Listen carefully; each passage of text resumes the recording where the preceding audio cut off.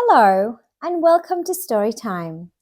Our book today is Owl Moon.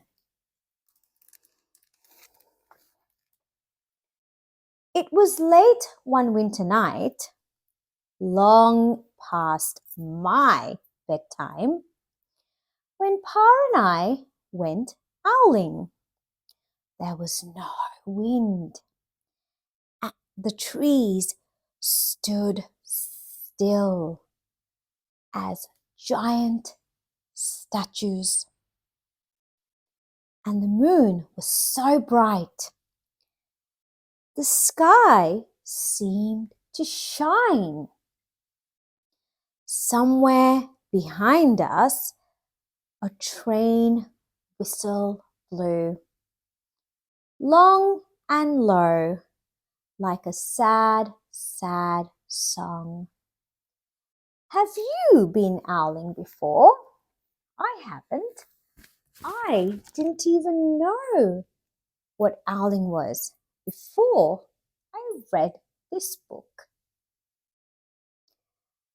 I could hear it through the woolen cap Pa had pulled down over my ears. A farm dog answered the train, and then a second dog joined in. They sang out, trains and dogs, for a real long time. And when their voices faded away, it was as quiet as a dream. We walked on towards the woods, Pa and I.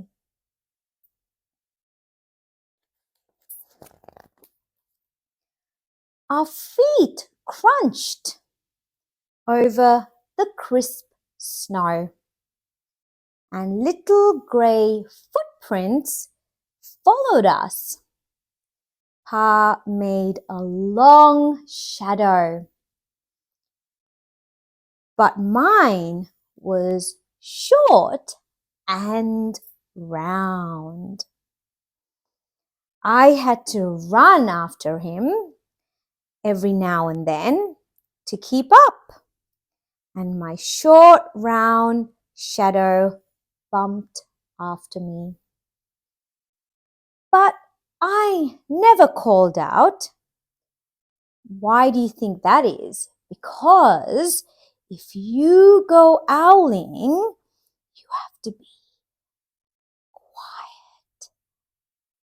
That's what Pa always says. I've been waiting to go owling with Pa for a long, long time. So there's the little girl or boy, I'm not quite sure. And his or her Pa, and here are their shadows that he's talking about in the book. So Pa's shadow is very long, and his shadow is short and round. Not that round. We reached the line of pine trees, black and pointy, against the sky, and Pa held up his hand. I stopped right where I was and waited. He looked up as if reading a map up there. The moon made his face into a silver mask. Then he called out, "Ooh, ooh, ooh, ooh." The sound of a great horned owl. Ooh, ooh, ooh, kept calling, as you can see, with his hand on his mouth, as the boy just watched on.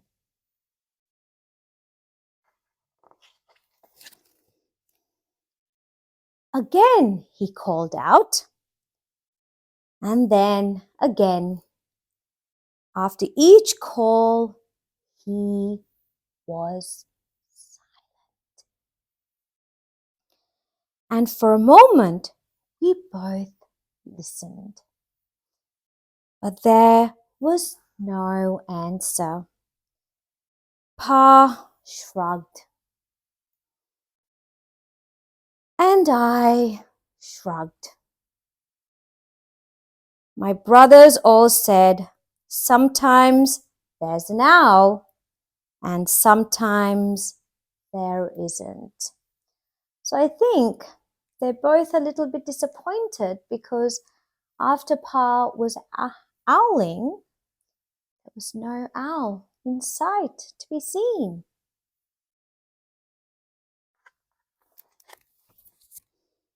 We walked on. I could feel the cold. It does look very cold with all the snow. As if someone's icy hand was palmed down on my back and my nose and the tops of my cheeks, and felt cold and hot at the same time. But I never said a word. If you go owling, you have to be quiet and make your own heat.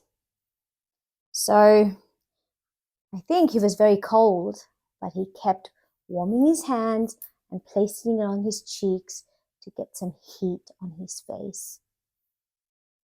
What do you do to make yourself warm in the winter? We do have heaters and being inside helps, but what do you do when you're outside and it's freezing cold? Well, one of the things that we do is that we dress warmly, like the little boy, with pants and boots and jackets and scarves and mittens on their hands and a hoodie on his head. We went into the woods. The shadows were the blackest things I had ever seen. They stained the white snow. My mouth felt furry for the scarf over it. So he had his scarf not just around his neck, but he also covered his mouth so that it was kept warm.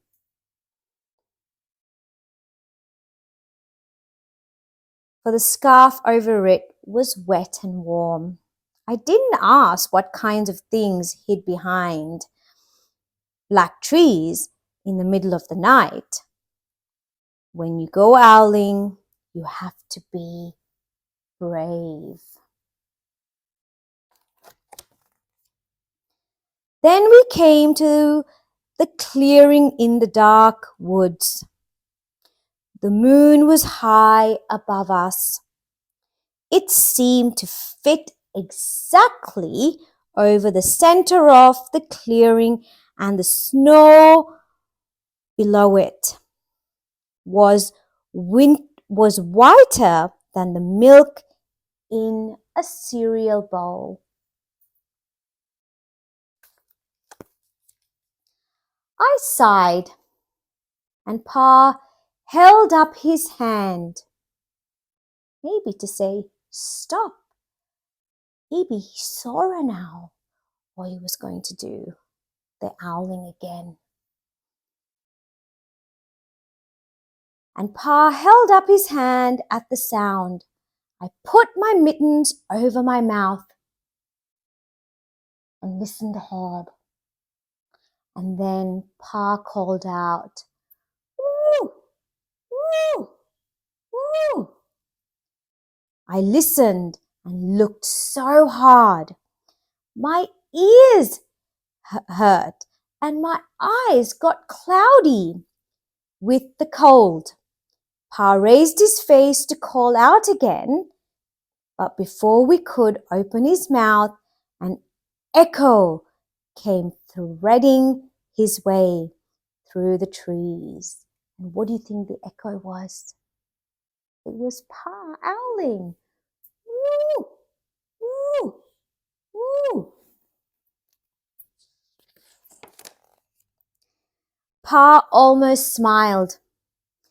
Then he called back, "Woo! Woo! Can you join me and do the owling with your hands on your mouth? Woo! Woo!" Let me hear you do it again. Just as he and the owl were talking about supper or about the woods or the moon or the cold. I took my mittens off the scarf off my mouth and I almost smiled too. So just like Pa was owling out into the woods, the owls were owling back at Pa, and it seemed like they were having a conversation. But Pa was not quite sure what the owl was saying, so he had to guess.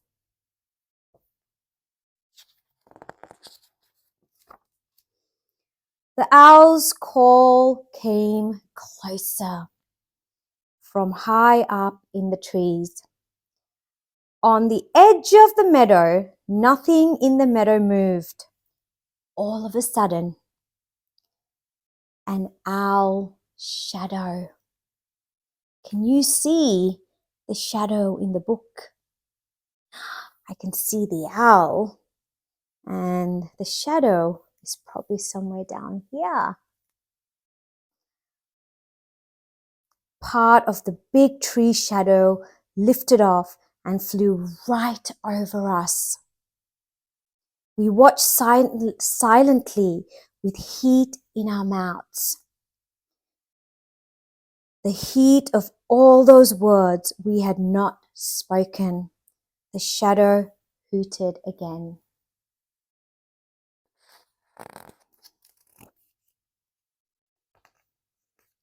Pa turned on his big flashlight and caught the owl.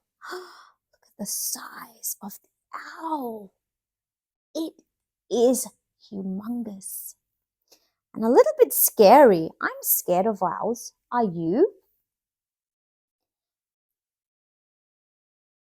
Just as it was landing on the branch.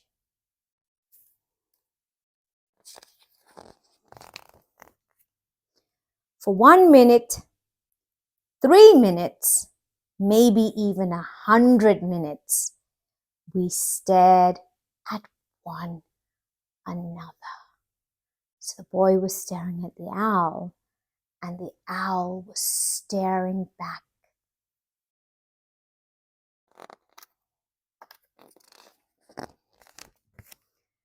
Then the owl pumped its great wings and lifted off the branch like a shadow without sound. It flew back into the forest.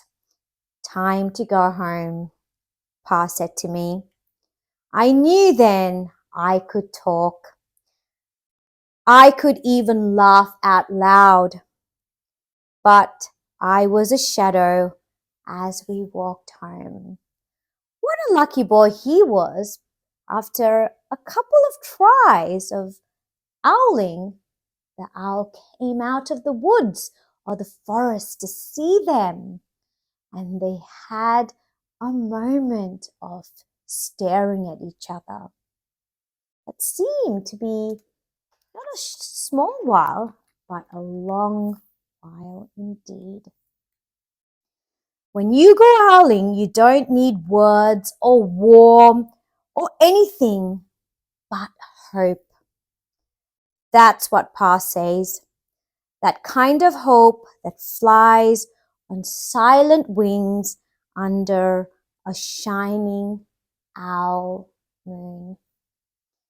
And there's Pa and the boy walking back home after a successful night out owling.